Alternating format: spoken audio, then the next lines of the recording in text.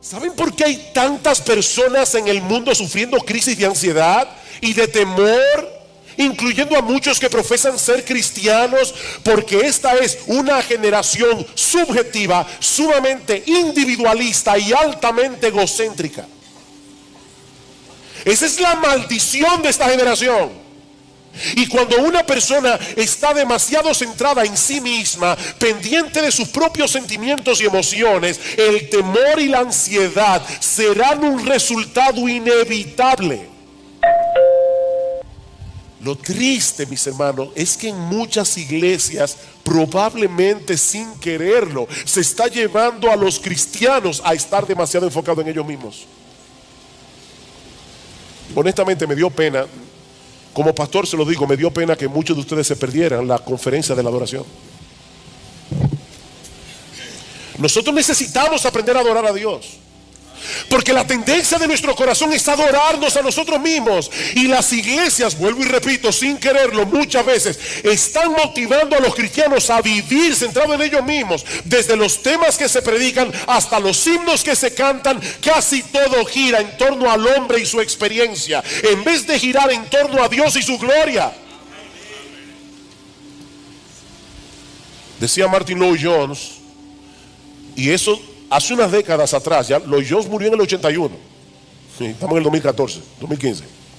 Decía Martin Lloyd-Jones que la mayor carencia en nuestra adoración y en la práctica de la fe cristiana es la falta de un sentimiento de asombro, un sentimiento de adoración y de alabanza. Estamos demasiado absortos en nuestro estado de ánimo, dice Lloyd-Jones, y por los beneficios que el evangelio puede reportarnos a corto plazo, en vez de preocuparnos más por entender mejor la esencia de ese evangelio y al Dios con el cual hemos sido reconciliados a través de la obra de Cristo. En palabras más sencillas, lo que estoy diciendo, mis hermanos, es que el cómo me hace sentir esto ha venido a ser mucho más importante a quién es ese Dios al cual yo adoro y en el cual confío. ¿Y saben lo que eso produce a la larga? Más egocentrismo, más subjetividad y más personas con problemas emocionales. Miren, mis hermanos y amigos que están aquí en esta mañana, nuestro ego es un eje demasiado débil para hacer girar toda nuestra vida en torno a él. ¿Oíste eso? Nuestro ego, nuestro yo, es un eje demasiado débil para que nuestra vida entera gire en torno a él. ¿Cuál es la solución? Escuchen una vez más lo que dice el doctor Martin Lloyd-Jones. En última instancia, la verdadera cura, y él era médico, de paso, doctor en medicina, y pastor, y teólogo. Dice el doctor Martin Lloyd-Jones, en última instancia, la verdadera cura para la mayor parte de nuestros males subjetivos es sentirnos tan extasiados ante la hermosura y la gloria de Cristo, que no nos quede tiempo para pensar en lo más mínimo en nosotros mismos. Esa es la cura. Piensen por un momento en la visión que tuvo Isaías en el capítulo 6. Yo sé que Bill Brandenstein habló de ese pasaje el domingo pasado. Dice que en el año que murió el rey Usías, Isaías vio al Señor, una visión, sentado sobre un trono alto y sublime. Sus faldas llenaban el templo. Por encima de él había serafines. Y oía Brandenstein decir el domingo pasado, no eran ángeles chovi como los que aparecen en las pinturas renacentistas. Esos angelitos gorditos, no, estos ángeles no eran chovi, eran terribles. Era la contemplación de algo como para que una gente se cayera muerto ahí. Serafines Cada uno tenía 6 alas, con 2 cubrían su rostro, con 2 cubrían sus pies, con 2 volaban, y el uno al otro daba voces diciendo: Santo, Santo, Santo, Jehová de los ejércitos. Y otro grupo de serafines les respondía: toda la tierra está llena de su gloria. Y los quiciales de las puertas se estremecieron con la voz del que clamaba, la casa se llenó de humo. ¿Ustedes creen que después de esa experiencia Isaías estaba preocupado porque tenía unas cuantas libras de más? ¿O porque llegó al templo el sábado y un hermano le pasó por al lado y no lo saludó? Mis hermanos, cuando un hombre adquiere la perspectiva de Dios que tuvo Isaías, las cosas triviales desaparecen. Nosotros somos una generación que vive absorta en cosas que son estúpidas y que son triviales y que no valen la pena. Por eso es tan importante colocar esta oración en su contexto. Al final del discurso del aposento alto, ¿ustedes recuerdan cuál era el problema de los discípulos esa noche? Ellos estaban confundidos, ellos estaban turbados, porque Jesús se iba. Y el Señor les hace ver en el discurso que su partida era necesaria para el beneficio de ellos. Pero ahora, a través de su conversación privada con el Padre, los está ayudando a entender que hay un propósito más alto en todo lo que Él vino a hacer a este mundo, y era la gloria del Padre a través de la gloria del Hijo. Es de eso que se trata todo esto. Dice Francis Chan que nuestro Dios nunca ha tenido una crisis de identidad. Él sabe que Él es grande y que Él merece estar en el centro de nuestras vidas. Y cuando Él está en el centro, nosotros recibimos el beneficio. Déjenme compartirles algo muy personal. No estaba en el guión. Yo estoy sufriendo de sinusitis, mucha gente lo sabe aquí. Y a veces eso me hace la noche muy difícil. La otra noche no podía dormir. Fue una noche horrible, hace 2 noches atrás. Y yo veía las horas pasar, las 2 de la mañana, las 3 de la mañana, las 4 de la mañana, las 5 de la mañana, mucho sueño, no poder dormir. Pero yo he estado leyendo algo sobre el libro de Job últimamente. Y cómo el diablo le dice a Dios: ¿tú crees que Job te sirve de balde? Quítale lo que tú le has dado y tú vas a ver si no te maldice en tu misma cara. Y Dios le da permiso al diablo para tocar a Job, para que Job sufriera lo que él sufrió y mostrar que aún así se iba a mantener apegado a Dios. Yo le decía a mi esposa ayer, hubo momentos anoche en que yo me desesperé mucho, pero venía esto a mi mente y yo decía: Señor, si todo esto es para que yo pueda mostrarle al mismo diablo que tú me bastas, aunque yo no duerma. Amén, gloria a ti. Está bien, Señor, no es lo que yo quiero. Eso no me quitó la desesperación, pero me dio otra perspectiva. Yo le decía a Gloria en estos días, hablando, cuán importante es la teología. Cuán importante es la teología para tener tu corazón en calma, para poder lidiar con estas cosas. Mis hermanos, ¿qué puede ser más eficaz para erradicar de nuestras almas el temor y la ansiedad que contemplar nuestros problemas a la luz de la gloria de Jesús? ¿Qué puede ser más mortal para nuestro orgullo, para nuestro egoísmo, para nuestro apego a las cosas de este mundo que una dosis diaria de la contemplación de esa gloria? No hay un tema en la vida cristiana que no esté relacionada con esto. Cuando Pablo quiso despertar la generosidad de los creyentes en la ciudad de Corinto, yo estaba pensando en estos días, ¿cómo es eso de que Dios ama al dador alegre? ¿Por qué Dios ama al que da alegremente? No al que da diciendo, tengo que dar mis ofrendas cada domingo a la iglesia porque si no me va a partir un rayo. No, Dios no ama ese tipo de personas. Dios ama al dador alegre, porque el dar alegremente refleja mucho de lo que hay en el corazón. El dar alegremente refleja que para ti tu Dios no es el dinero. El dar alegremente muestra claramente que tu confianza está en Dios, no en tu cuenta bancaria. Y por eso Dios ama al dador alegre, porque eso revela mucho el corazón de un hombre. Y cuando Pablo quiso despertar la generosidad de los corintios, ¿cuál es el argumento que él usa? Ya conocéis la gracia de nuestro Señor Jesucristo, que por amor a vosotros se hizo pobre siendo rico, para que vosotros en su pobreza fueseis enriquecidos. Padre, glorifícame tú al lado tuyo con aquella gloria que tuve contigo antes que el mundo fuese. Para lidiar con el problema del orgullo en la iglesia de Filipos y las divisiones que el orgullo produce en la iglesia, ¿cuál es el ejemplo que Pablo pone delante de nosotros? Haya pues en vosotros este sentir que hubo también en Cristo Jesús, el cual siendo en forma de Dios no estimó el ser igual a Dios como cosa que aferrarse, sino que se humilló a sí mismo, haciéndose obediente hasta la muerte y muerte de cruz.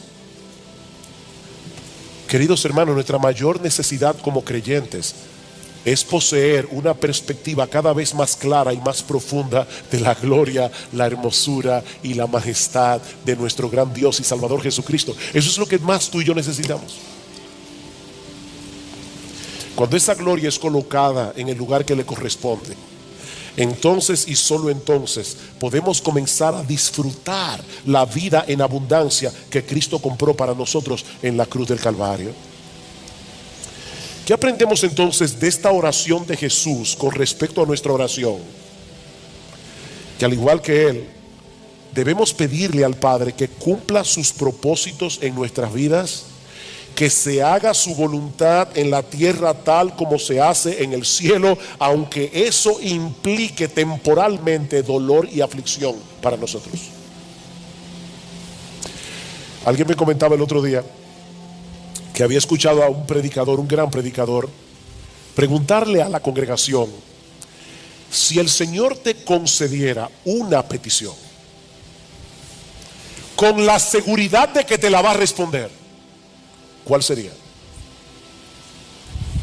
Y dice que este predicador, yo lo conozco, es un predicador enérgico, le dio unos minutos, algunos segundos a la congregación para pensar en la respuesta, y después le dijo: no, no pidan por la salvación de su esposo y de su esposa y de sus hijos. No pidan por salud. Pídanle a Dios que se haga su voluntad. Si Dios te pidiera, te dijera: dame una petición, ¿sabes cuál sería esa sola petición? Señor, que se haga tu voluntad y no la mía, porque es en esa voluntad que tú serás glorificado y mi alma será beneficiada, no importa lo que pase.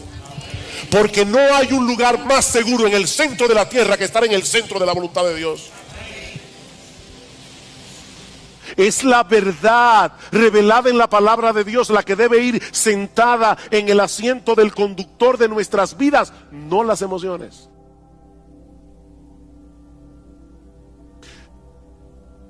Imagínate que tú pecas contra Dios en cualquier cosa y tú sabes que pecaste. El Espíritu Santo te redarguye de pecado. Tú le pides perdón a Dios. Déjame hacerte una pregunta que quiero que respondas allí donde estás en tu corazón. ¿Cuántas veces tú has pecado contra Dios, le has pedido perdón por tus pecados y sigues sintiéndote culpable? ¿Cuántas veces? ¿Cuántas veces tú pecas contra Dios, pides perdón y todavía hay una voz dentro de ti que te dice: qué fácil? Después que hiciste lo que te dio la gana, ahora tú quieres venir delante de Dios para que te perdone. Aquí las emociones nos están traicionando, porque la Biblia dice que si confesamos nuestros pecados, Él es fiel y justo para perdonar nuestros pecados y limpiarnos de toda maldad. ¿A quién tú le vas a creer? ¿A tu aparato emocional que te hace sentir no perdonado, o a la promesa de Dios de que si confesamos nuestros pecados, Él es fiel y justo para perdonar nuestros pecados y limpiarnos de toda maldad? la palabra de Dios está por encima de nuestras emociones. Es que Dios ha dicho claramente que Él nos perdona cuando nosotros confesamos nuestros pecados. No debemos sentar las emociones en el asiento del conductor. Mis hermanos, si no nos mantenemos predicándonos a nosotros mismos estas verdades, no vamos a poder mantener un saludable control de nuestra vida emocional. Salmo 103, versículo 2. Estaba leyendo este salmo ayer. Bendice, alma mía, a Jehová, y bendiga todo mi ser su santo nombre. Bendice, alma mía, a Jehová, y no olvides ninguno de sus beneficios. Él es quien perdona todas tus iniquidades. Él es el que sana todas tus dolencias. Él es el que perdona todas tus iniquidades. Pero lamentablemente muchos creyentes olvidan este aspecto fundamental de la vida cristiana. Como dice Sinclair Ferguson, nuestro problema es que pensamos con nuestros sentimientos, no con la cabeza. Nosotros pensamos con el corazón, pensamos con los sentimientos. Te voy a poner otro ejemplo. ¿Qué debe hacer un creyente que no siente gozo en Dios? ¿Alguna vez has venido a la iglesia y estás cantando y tú tienes el corazón como un témpano de hielo? ¿Eso nunca te ha pasado? Te felicito. A mí me ha pasado. ¿Y saben qué es hablando en buen dominicano, lo que da más cuerda cuando uno está así? Tener un hermano al lado que está encendido en fuego. Uno está aquí tratando de alabar a Dios, pero uno sabe que está con el corazón como un témpano de hielo. Y el hermano que está aquí al lado, él está en el cielo. ¿Qué debe hacer un creyente en esa situación? Él debe, una de las cosas que él no debe hacer, es fingir una emoción que él no tiene. No hagas eso es mentira. Pero una de las cosas que tú debes hacer es recordarte a ti mismo que Dios sigue siendo nuestro gozo y aceptarlo por fe. Aunque en ese momento no estés sintiendo nada, Dios sigue siendo nuestro gozo. Yo debo aceptarlo por fe. Tu gozo no va a retornar pensando en el gozo o deseando el gozo, sino enfocándote en las verdades acerca de Dios reveladas en su palabra. Es mirando a Dios, no al gozo. No persigas al gozo, persigue a Dios. ¿Cómo yo persigo a Dios? Enfocando mi mente en lo que Él me ha dicho que Él es en su palabra. Y yo voy a comenzar a recordar atributo tras atributo tras atributo de lo que Dios revela de sí mismo en su palabra, hasta que mi corazón comience a arder otra vez. Y puede ser que eso no pase inmediatamente. Eso puede tomar horas, eso puede tomar días, pero nosotros vamos a estar luchando con el ángel hasta que Él nos bendiga. ¿Te sientes temeroso porque tú no tienes el control de muchas cosas que pueden ser una amenaza eventual en tu vida? Recuerda que nuestro Dios es grande y todopoderoso. Todas las cosas que existen fueron creadas por Él, y Él está en control de todas y cada una de ellas. Dice en Mateo capítulo 10 versículo 29 al 31 que no se cae un pajarito del cielo sin que la voluntad de Dios así lo permita. ¿Saben lo que ocurre cuando no confiamos en el control soberano de Dios? Que entonces nosotros trataremos de asumir ese control en una forma pecaminosa, ya sea tratando de dominar por la fuerza a los demás o de manipularlos. La manipulación no es más que un intento de tomarle a Dios el control. Yo quiero controlar a las personas a mi alrededor. Otro ejemplo. ¿Te has dado cuenta que muchos de los pecados que nosotros cometemos tienen que ver con nuestro afán de obtener la aprobación de otros, o por temor a que otros te rechacen? ¿Tú te has dado cuenta de ese movimiento de tu corazón? La Biblia le llama a eso temor a los hombres. Y en Proverbios capítulo 29, versículo 25, dice que el temor a los hombres es como un lazo que nos esclaviza. Ese es un problema muy común que se manifiesta de muchas maneras. Por ejemplo, susceptibilidad a la presión de grupo. Necesitar que las personas me den algo, cariño, respeto, admiración, preocupación por nuestra autoestima, llenarte de compromisos porque no sabes decir que no. Eso es temor a los hombres. Pequeñas mentiras para lucir bien delante de los otros. Compararte con otras personas. Sentir temor de compartir el evangelio. Eso es temor a los hombres. ¿Cómo podemos lidiar adecuadamente con el temor a los hombres? Bueno, la psicología humanista nos aconseja aumentar nuestra autoestima, y lamentablemente muchos creyentes han caído en esa trampa. Pero eso no resuelve el problema, sino que lo complica. Porque en realidad la baja autoestima no es otra cosa que una elevada autoestima disfrazada. ¿Tú oíste eso? La baja autoestima es una elevada autoestima disfrazada. Déjeme explicar eso, porque sé que veo la cara de algunos mirándome así como con una cara de signo de interrogación. Una persona puede ser muy tímida, le da temor abrir la boca, y algunos dicen es que el pobre tiene una baja autoestima. No. La razón por la que él o ella es tímido es porque se estima tanto que él tiene miedo de abrir la boca y confirmar ante los demás que es un tonto. Es mejor callarse y dejar que las personas sospechen que tú eres un tonto, abrir la boca y confirmar que lo eres. Entonces la razón por la que mucha gente es tímida es porque no quiere descubrirse delante de los demás, porque se estima demasiado a sí misma. Si no se estimara tanto, no tuviera temor de los demás. En el fondo, nuestro problema con todas esas cosas que yo he mencionado es que estamos creyendo que no tenemos el estatus que creemos merecer. Alguien dice: nosotros elevamos deseos que a menudo son buenos en sí mismos, el deseo de ser amado, el deseo de afirmación, el deseo de respeto. Elevamos eso al nivel de necesidades sin las cuales pensamos que no podemos tener una vida equilibrada. Hablamos de necesitar la aprobación y la aceptación de otros cuando nuestra verdadera necesidad es glorificar a Dios y amar a las personas. Esa es tu verdadera necesidad, glorificar a Dios, no que la gente viva para ti.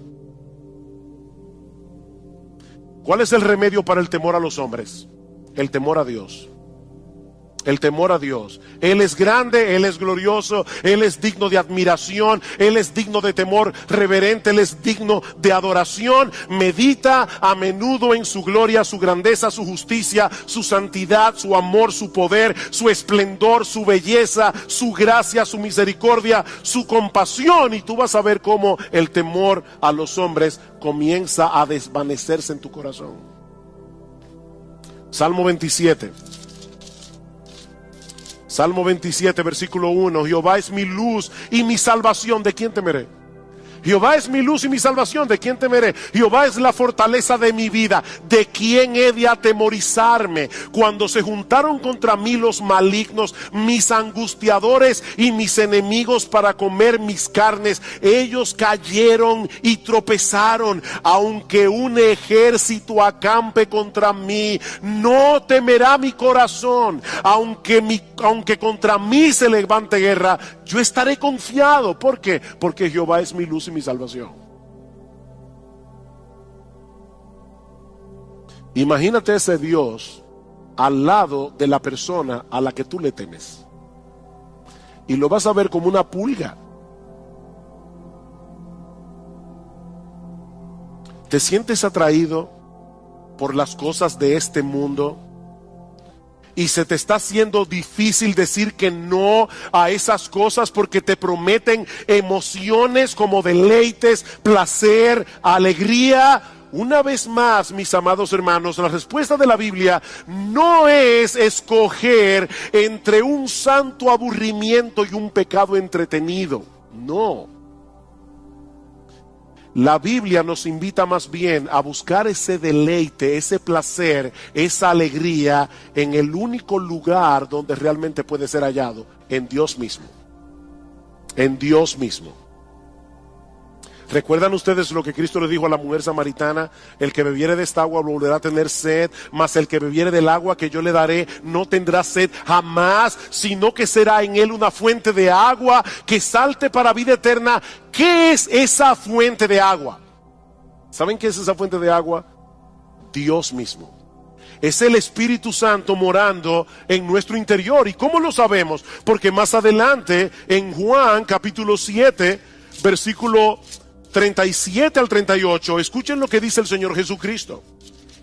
En el último y gran día de la fiesta, Jesús se puso en pie y alzó la voz diciendo: si alguno tiene sed, venga a mí y beba. El que cree en mí, como dice la Escritura, de su interior correrán ríos de agua viva. ¿Qué le dijo a la samaritana? El que bebiere de esta agua volverá a tener sed. El que bebiera del agua que yo le daré no tendrá sed jamás, sino que será en él una fuente de agua que salte para vida eterna. ¿Cuál es esa fuente de agua? Versículo 39. Esto dijo del Espíritu que habrían de recibir los que creyesen en él. Es Dios por su Espíritu morando en nuestro corazón. Es una fuente de agua que salta para vida eterna. Los deleites de este mundo no perduran. Nosotros fuimos creados para disfrutar de un deleite más profundo y perdurable, el deleite de conocer a Dios y de tener comunión con Él. Alguien decía que cada vez que nosotros pecamos es porque pensamos que el placer del pecado es real y que el gozo en Dios es insustancial o distante. Pero lo cierto es, oigan esto, hermano, porque es importante, es exactamente al revés. Cada gozo que experimentamos en esta vida es una sombra de la fuente de todo gozo, que es Dios mismo. Cada gozo que tú experimentas es una sombra del verdadero gozo que se encuentra en Dios. Pero nosotros somos los que ejercemos fe. Es por eso que Pablo nos exhorta en Efesios capítulo 6 a tomar el escudo de la fe con el cual podamos apagar los dardos de fuego del maligno. Somos tú y yo que tomamos la armadura. La armadura es de Dios, pero somos tú y yo que usamos la armadura. Y eso es precisamente lo que aprendemos de este pasaje. Esta historia tan conocida y narrada en una forma tan sencilla en el Evangelio de Mateo contiene algunas enseñanzas muy profundas acerca del ejercicio de la fe en medio de las pruebas. Y yo no quiero concentrarme en todos los elementos de la historia, sino solamente en eso. La fe en medio de las pruebas. Tanto Marcos como Lucas nos dicen que el Señor deseaba cruzar al otro lado del mar de Galilea. El Señor había estado llevando a cabo un ministerio muy intenso, un ministerio muy agotador, y el otro lado del mar era más tranquilo porque era más despoblado. Mis hermanos, nunca debemos olvidar que Jesús era verdadero Dios, pero que también era verdadero hombre. El Señor estaba cansado, estaba agotado. El mar de Galilea es un lago de agua dulce relativamente pequeño, así que se puede atravesar de un lado a otro en un tiempo relativamente breve. De hecho, hace unos años tuve la oportunidad de estar en el mar de Galilea y uno puede ver fácilmente todos los contornos del mar estando allí. Así que el mar se puede cruzar rápidamente, a no ser por las características climáticas y geográficas del mar de Galilea que pueden desatar tormentas repentinas. Resulta que la superficie del mar de Galilea es la más baja del mundo para un lago de agua dulce. De manera que cuando las corrientes de aire frío descienden de las colinas que rodean el lago y chocan con el aire caliente de la superficie, se pueden provocar tormentas repentinas, que son un verdadero desafío, aún para marineros experimentados, como era el caso de los apóstoles. Y eso fue precisamente lo que ocurrió esa noche. Vean otra vez versículo 23. Cuando entró Jesús en la barca, sus discípulos le siguieron y de pronto se desató una gran tormenta en el mar, de modo que las olas cubrían la barca, pero Jesús estaba dormido. Marcos nos dice en su evangelio que se desató una mega tormenta, un mega huracán, dice el texto literalmente. Que en asuntos de minutos puso a la barca al borde del naufragio. Las olas eran tan altas y golpeaban con tal violencia que el bote se zarandeaba de un lugar a otro. Yo no sé si ustedes alguna vez han visto esos, lo que nosotros llamamos muñequitos, en otros países le llaman cartones animados, donde de repente el agua se convierte como en un puño y comienza a golpear la barca. Bueno, lo que los discípulos estaban experimentando esa noche era un puño de agua golpeando la barca una y otra vez. Los discípulos sabían que ellos estaban en un serio problema. Humanamente hablando, era una situación desesperada, era una situación sumamente peligrosa. Y seguramente muchos de ustedes se han sentido así alguna vez, o puede ser incluso que estén atravesando por una situación similar en este mismo momento. Nadie está exento de las dificultades que surgen viviendo en un mundo caído. Y por eso, mis hermanos, es que es tan importante entender la naturaleza de las pruebas para luego ver cómo nosotros debemos ejercitar fe cuando estamos en medio de una prueba. Así que veamos en primer lugar la naturaleza de las pruebas tal como Dios nos los revela en este pasaje. Y lo primero que aprendemos de este texto es que las pruebas son controladas y enviadas por Dios con un propósito. Las pruebas son controladas y enviadas por Dios con un propósito.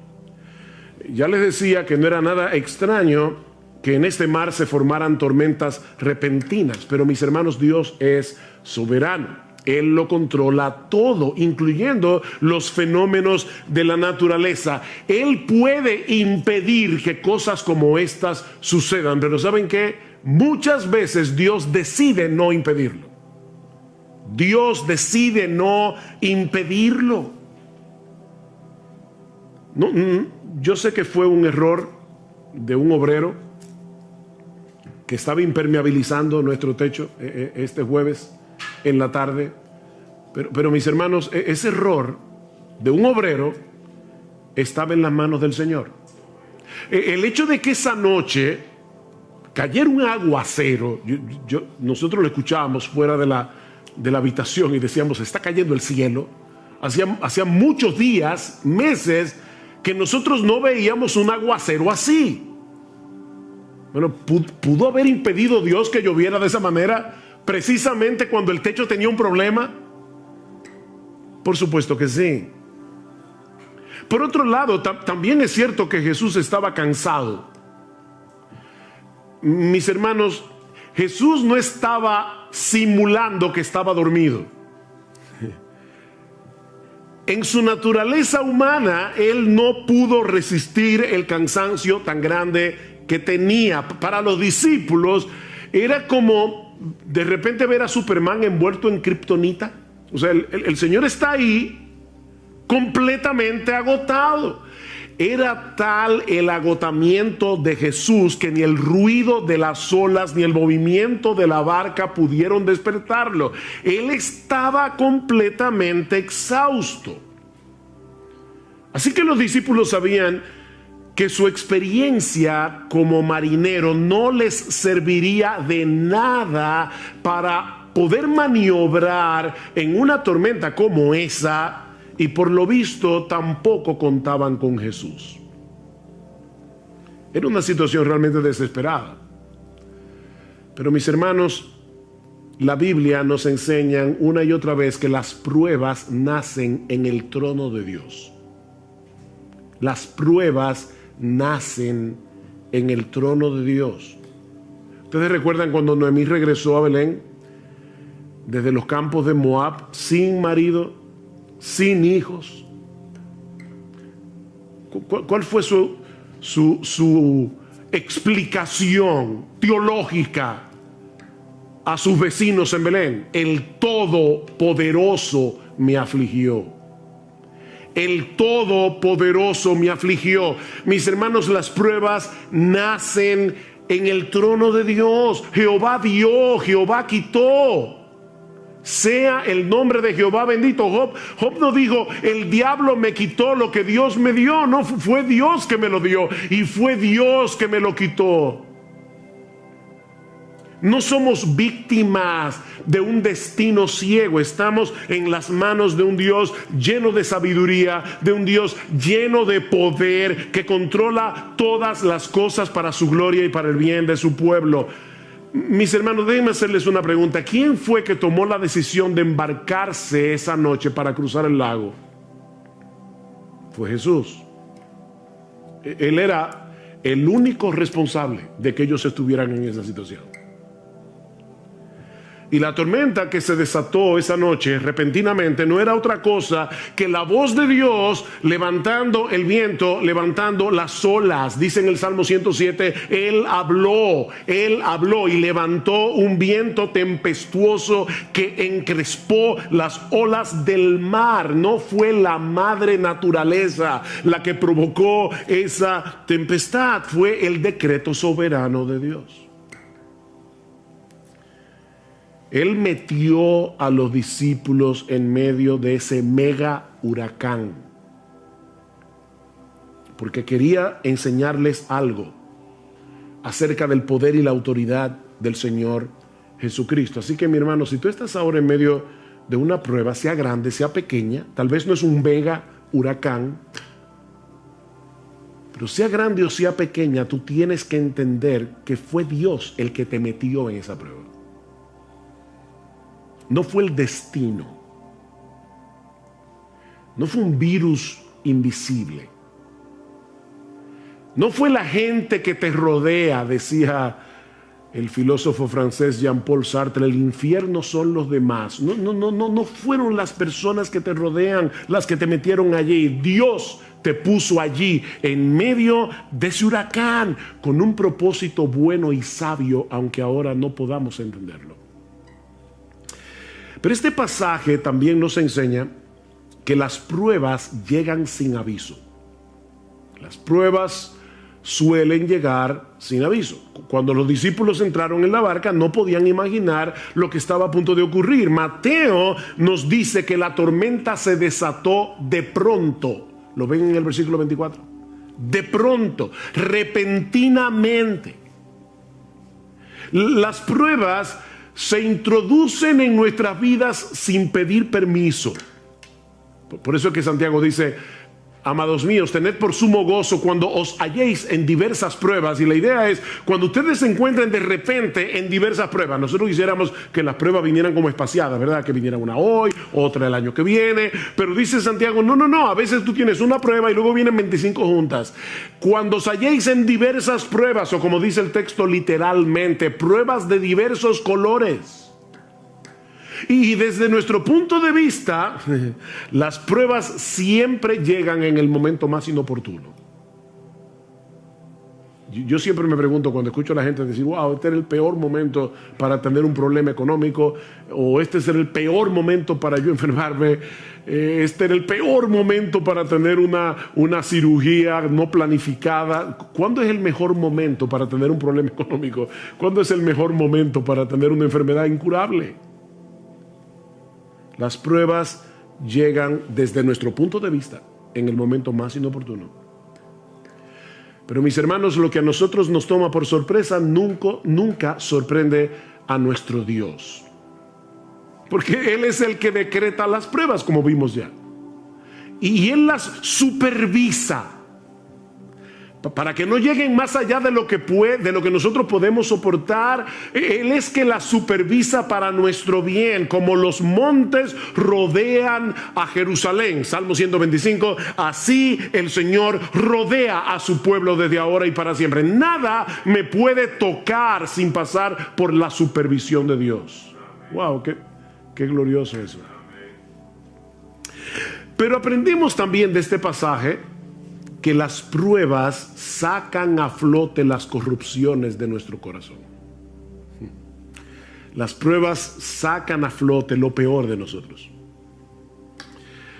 Los días previos a ese incidente, si ustedes pueden leer luego en sus casas Mateo capítulo 8 completo, se van a dar cuenta que Jesús había estado haciendo milagros sorprendentes. Por ejemplo, Mateo 8, 1 al 4, la curación de un leproso. Versículo 5 al 13, la curación a distancia del criado del centurión. Ni siquiera Jesús tuvo que ir a tocarlo. No, fue a distancia. La curación de la suegra de Pedro en el versículo 14. Y yo me imagino que en ese momento los discípulos se sentían campeones de la fe. Cuando uno ve a Jesús haciendo todo eso, tal vez ellos pensaban, mira, ahora mismo no importa lo que pase, yo confío en ese hombre.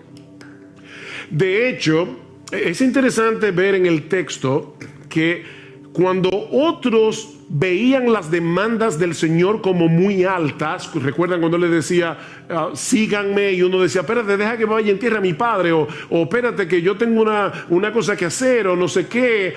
Cuando otros estaban poniendo excusas para seguir a Jesús, vean lo que dice el versículo 23, cuando entró Jesús en la barca, sus discípulos le siguieron. Mientras otros veían difícil seguir a Jesús y ponían excusas para seguir a Jesús, los discípulos no. Así que probablemente en ese momento ellos se sentían campeones de la fe. Pero ¿qué tan fuerte era esa fe? No había manera de saberlo si no era en medio de la prueba. Abraham no sabía qué tan fuerte y sólida y vigorosa era su fe hasta que Dios le pidió que sacrificara a Isaac. Ezequías fue un buen rey de Israel. Enfermó, le oró a Dios que lo sanara, Dios lo sanó. Y probablemente en ese momento se sentía fuerte en su fe. Llegaron unos embajadores de Babilonia y el orgullo de Ezequías salió a flote inmediatamente. Mis hermanos, es en medio de las pruebas que conocemos el estado real de nuestro corazón. Nuestra fe será probada por el fuego, dice en Primera de Pedro capítulo 1 versículo 7. Tiene que ser probada por el fuego. ¿Qué hace el fuego? El fuego licúa el oro, y al licuarse, como es un metal pesado, eso hace que la basura salga a flote, y entonces el orfebre comienza a purificar el oro.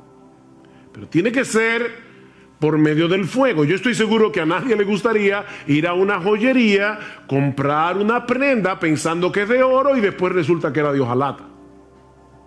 El oro tiene que ser probado y se prueba con fuego, no solo para ver su genuinidad, sino también para librarlo de impurezas. El oro tiene que ser probado por fuego, y nuestra fe también. Nuestra fe también tiene que ser probada. Y cuando somos probados, es que podemos ver una verdadera radiografía de lo que hay en nuestro corazón. Pero aprendemos también de este relato que las pruebas son un antídoto contra nuestro sentido de autosuficiencia. Las pruebas son un antídoto contra nuestro sentido de autosuficiencia. Estos hombres eran pescadores, bueno, y eran pecadores también, pero eran pescadores experimentados, eran marineros de experiencia. Seguramente ellos habían estado en tormentas anteriormente en el mar de Galilea, porque eso era muy común. Pero ahora Dios los había colocado en una situación tan extrema que ellos sabían que toda su experiencia no les serviría de nada. De nada. Mis hermanos, Dios usa las pruebas para llevarnos a descansar únicamente en Él, para destruir nuestro sentido de autosuficiencia. Pablo dice en 2 Corintios capítulo 1, versículos 8 al 9, que Dios los puso en una situación tal cuando ellos estaban en Asia Menor, que Pablo dice, nosotros tuvimos temor de morir, pensamos que no íbamos a conservar la vida, y Dios hizo eso, escuchen lo que dice Pablo, a fin de que no confiáramos en nosotros mismos. Pablo, el gran apóstol Pablo, está diciendo, en otras palabras, yo tengo la tendencia, igual que todos los demás, a confiar en mí mismo. Y Dios envió esta prueba para que no confiáramos en nosotros mismos. Todos nosotros tenemos una fuerte tendencia a confiar en nuestras propias capacidades. Y ¿saben qué? Nunca somos más débiles, ni estamos en una condición más vulnerable que cuando somos atrapados por el sentido engañoso, que es una ilusión, de que nosotros podemos hacer las cosas en nuestras propias fuerzas. Eso es una ilusión.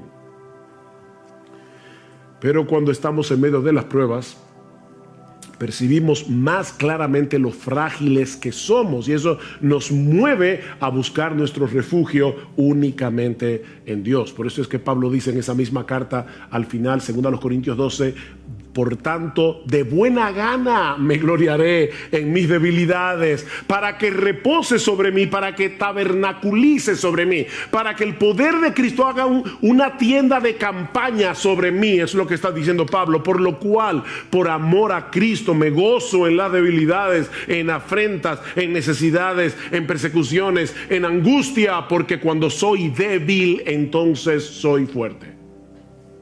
Cuando soy débil.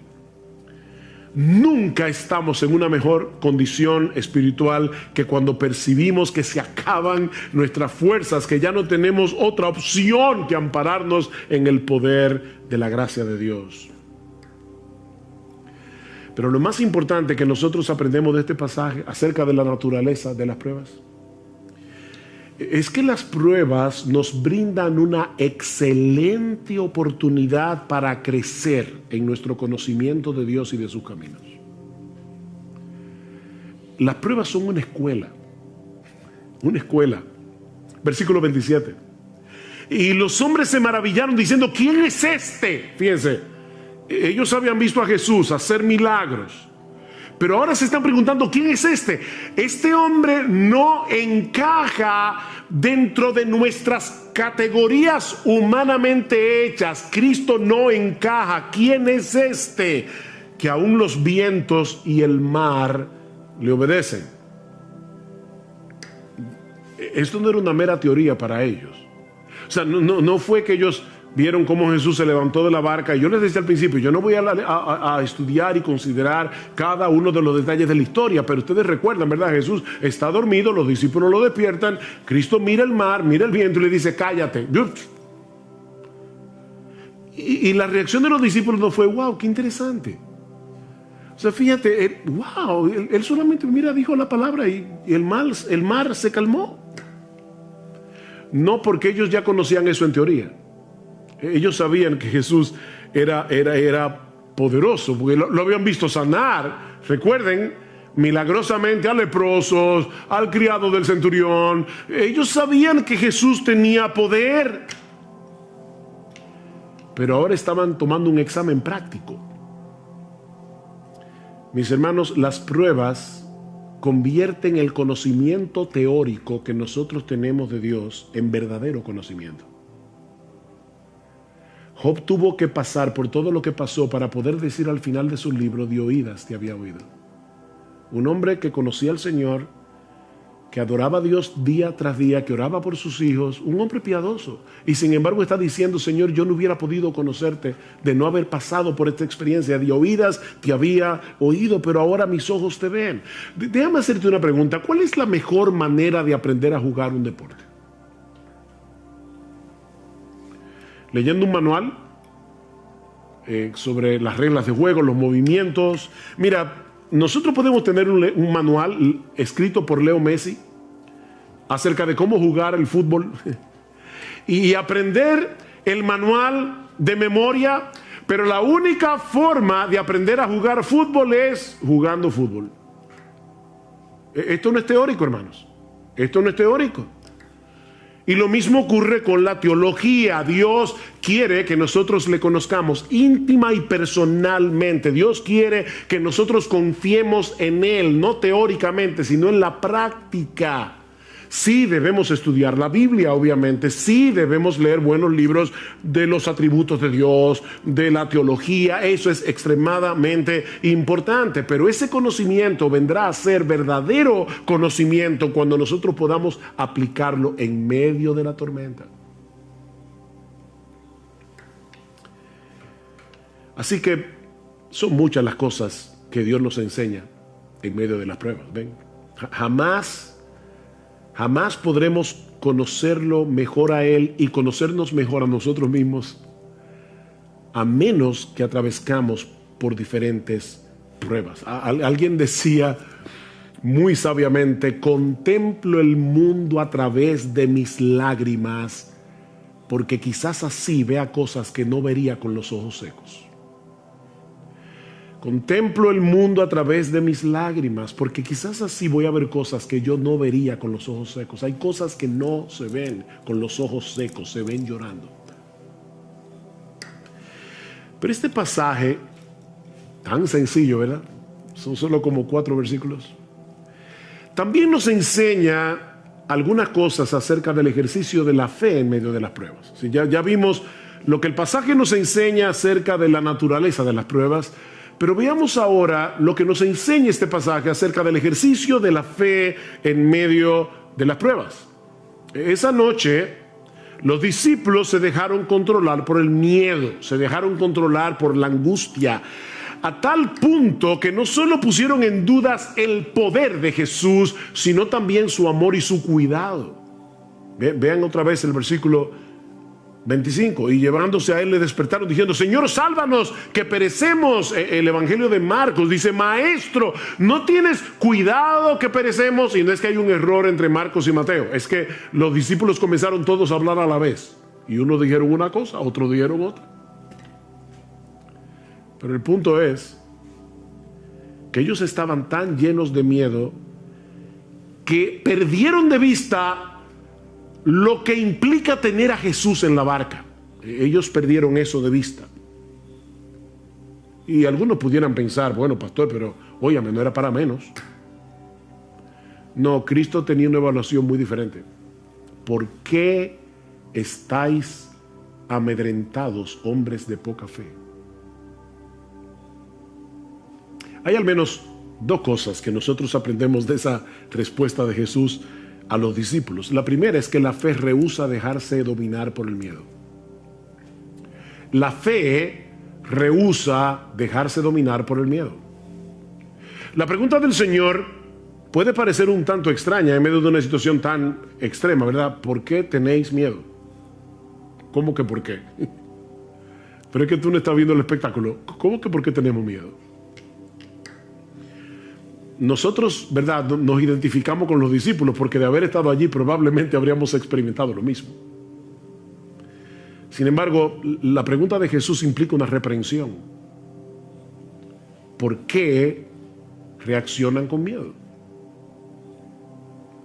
Ahora, déjenme aclarar algo para no crearles un problema de conciencia innecesario. Eso no quiere decir que los cristianos no tenemos derecho a luchar con el miedo. sobre todo cuando estamos en una situación de peligro potencial. No. El miedo, el temor es algo que Dios ha puesto en nosotros para llevarnos a la protección, a protegernos, a no ser locos y arrojarnos a una situación que pueda hacernos daño. Lo que no tenemos derecho, los cristianos, es a dejarnos controlar por el miedo. Fíjense, nosotros tenemos derecho a tener una lucha inicial con el miedo. Lo que no tenemos derecho es a dejarnos dominar por el temor, tomando en cuenta que nosotros tenemos un Dios como el nuestro que cuida de nosotros. Los discípulos perdieron el control de sí mismos al punto de hablarle a Jesús con insolencia. Maestro, ¿no te importa? Oigan la expresión. ¿No te importa que perezcamos?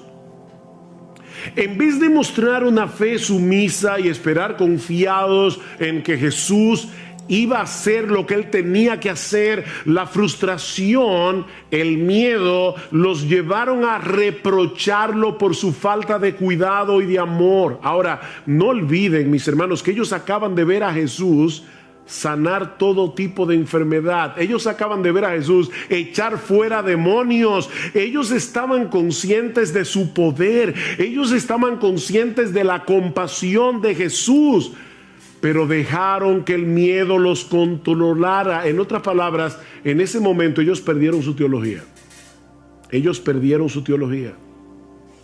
¿Alguna vez te has visto a ti mismo reaccionando de ese modo? Porque, ay, mis hermanos, a mí me ha pasado más veces de lo que yo quisiera recordar. Me ha pasado más veces de lo que yo quisiera recordar. Sabemos que el Señor es bueno, sabemos que Él es todopoderoso, sabemos que Él está lleno de compasión y de sabiduría. De hecho, tú y yo tenemos un conocimiento mayor que el que tenían los discípulos esa noche, porque nosotros vivimos del otro lado de la cruz. Ellos todavía en ese momento no habían visto a Cristo muriendo por nuestros pecados y recibiendo en su cuerpo la ira de Dios por nuestro pecado, para que nosotros pudiésemos ser absueltos en el tribunal de Dios. Ellos vivieron del otro lado de la cruz. Pero ¿cuántas veces reaccionamos con esa misma clase de insolencia? Con esa misma clase de incredulidad en medio de la prueba. No lo decimos con palabras. Pero esa es la queja sutil y silente que está detrás de nuestra amargura y de nuestro descontento. Señor, una cosa es lo que la Biblia dice acerca de tu cuidado, acerca de tu protección hacia los tuyos, pero otra cosa muy diferente es lo que yo estoy viviendo en este momento. Puede que esto se aplique a algunos de tus hijos favoritos en la iglesia, pero honestamente yo no me siento cuidado por ti. De hecho, Señor, si yo puedo serte todavía más honesto, yo siento en este momento que a ti no te importa. Suena duro, ¿verdad? Eso fue lo que los discípulos le dijeron a Jesús. A ti no te importa. Por eso se llenaron de miedo. Imagínense lo terrible que es estar en un universo como el nuestro, en un mundo caído, lleno de problemas, y encima de eso saber que en los cielos hay un Dios a quien tú no le importas. Que a Dios no le importa. A ti no te importa, Jesús.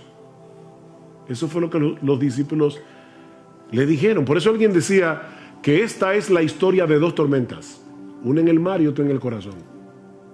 Esta es la historia de dos tormentas. Mis hermanos, ¿qué debemos hacer cuando percibimos esa agitación inicial de nuestras almas?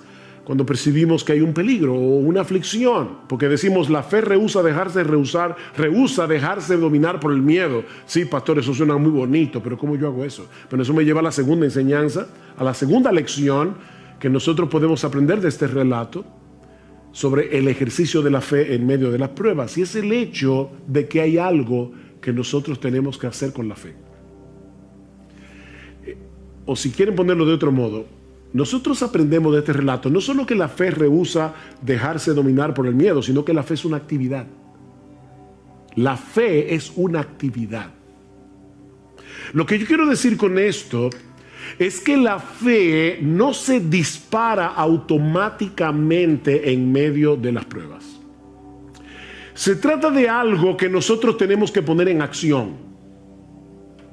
Tú y yo somos responsables de tomar el escudo de la fe. Lucas, en el relato paralelo, nos dice que luego que el Señor calma el mar en tempestad, Él le pregunta a los discípulos: ¿dónde está vuestra fe? ¿Ven la pregunta? Eso es como el individuo que se compra un revólver para defenderse de los ladrones, lo esconde muy bien, y entonces cuando de repente lo asaltan y él le cuenta el relato a un amigo y le dice: wow, me asaltaron, y el revólver dice: ah, no, los ladrones no lo encontraron. Pero no hizo nada. O sea, él tenía el revólver ahí, pero no hizo absolutamente nada. Lo que Jesús le está diciendo es: ¿dónde está? ¿Qué hicieron ustedes con la fe? ¿Dónde está vuestra fe? ¿Qué hicieron ustedes en ese momento con la fe que tienen en mí? Porque, mis hermanos, ellos tenían fe en Jesús, por eso lo despertaron. Pero no hicieron nada con esa fe, aparte de despertar a Jesús insolentemente. Mis hermanos, hay algo que debemos hacer con nuestra fe para impedir que la angustia nos arrope. ¿Qué dice el salmista en el Salmo 56? En el día que temo, fíjense, no es yo nunca tengo miedo, no. En el día que temo, yo en ti confío. En el día que temo, yo tomo la decisión de confiar en ti. Yo tomo la decisión de pensar correctamente. Por eso decimos que la fe es una actividad, porque es la actividad de mantener a raya nuestra incredulidad con la palabra de Dios. Nosotros tenemos que mantener a raya la serpiente de la duda, la serpiente de la incredulidad con la palabra de Dios. El problema de los discípulos en la barca es que ellos no se hicieron cargo de la situación, sino que dejaron que la situación se hiciera cargo de ellos, que la situación los controlara. Miren, mis hermanos, cada vez que nosotros estamos en medio de una prueba, la voz de la duda comienza a hablar inmediatamente. Y lo que pasó esa noche es que ellos dejaron que la voz de la duda controlara la conversación, en vez de escuchar la voz de Dios a través de su palabra. ¿Por qué te abates, oh alma mía? Fíjense, ¿qué está haciendo el salmista aquí? Él está acallando la voz de la duda. ¿Por qué te abates, oh alma mía? ¿Por qué te turbas dentro de mí? Espera en Dios, porque aún he de alabarle, salvación mía y Dios mío. Háblale a tu alma, no dejes que la voz de la duda hable sin control.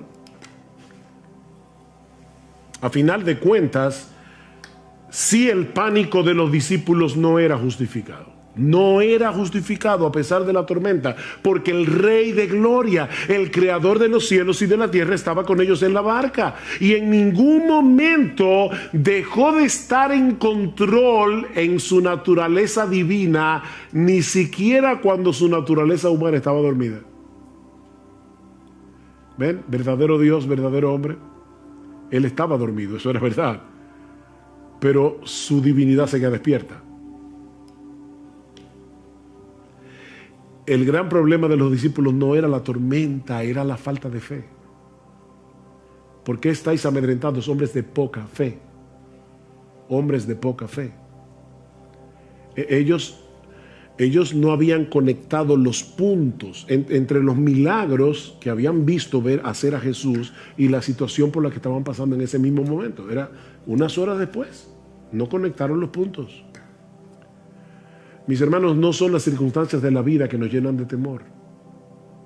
Lo que nos llena de temor es la falta de fe.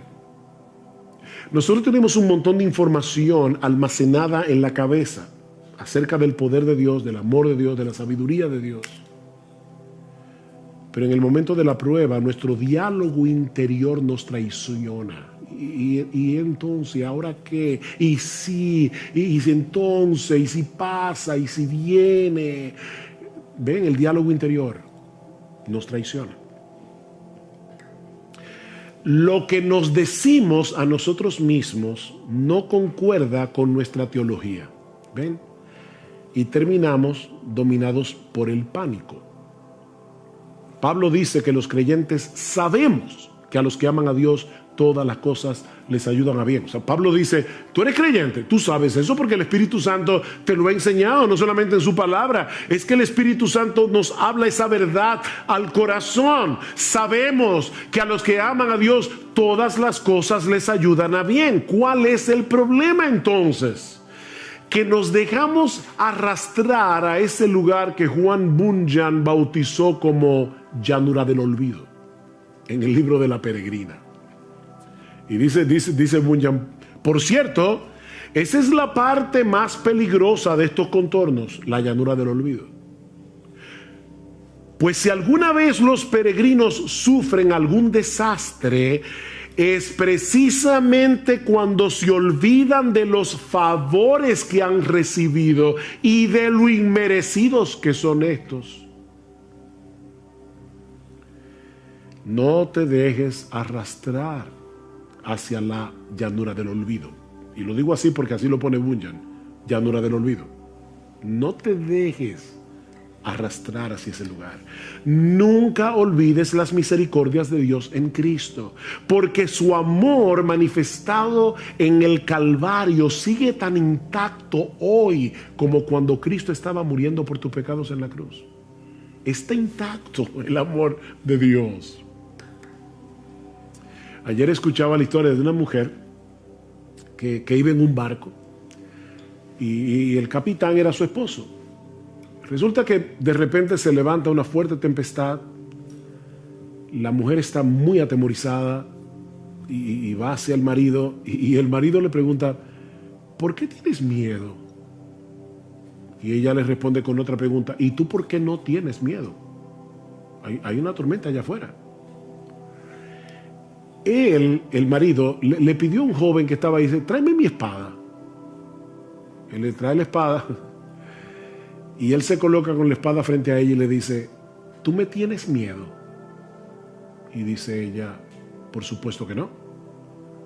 Y dice, ¿por qué tú no me tienes miedo? Dice, porque yo sé que tú me amas, tú eres mi esposo. Bueno, le dice él, el Dios que controla esta tormenta es mi Padre que me ama y no la usará para hacerme daño. Ella dice, pero el barco puede hundirse. Ah, le dice él, entonces mi alma irá a su presencia a la espera de la resurrección de mi cuerpo.